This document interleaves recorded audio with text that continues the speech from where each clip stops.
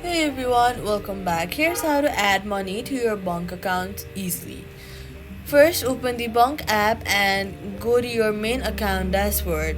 Then, select your account and tap Add Money or choose Transfer option. Then, you can transfer money from another bank account using your bunq IBAN. Simply copy your IBAN and send the money from your bank to the other's app.